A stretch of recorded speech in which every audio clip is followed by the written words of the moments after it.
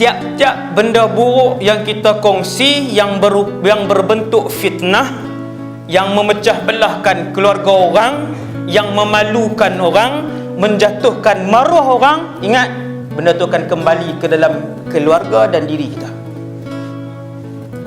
Yang ni kaedah hidup. Kaedah hidup ni kena hadam, tak lari seinci pun. 10 kali kamu masukkan kegembiraan dalam hati orang, Allah pencipta alam ni akan bayar balik 10 kali, Islam ataupun tidak Islam. Yang ni orang panggil kanun alam ini, peraturan alam ini. Yang Islam pun dapat, yang tak Islam pun dapat. Hati-hati. Kita share benda aib orang, penjatuh maruah dia, 1000 orang tengok, 1000.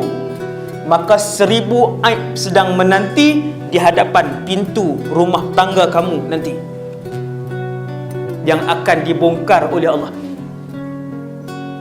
Teruk tak masyarakat hari ni? Teruk. Tak kira kawan ni share, kawan ni sebar, tak kira aib siapa, semua pakai kongsi. Lepas tu apa jadi? Kekeliruan dan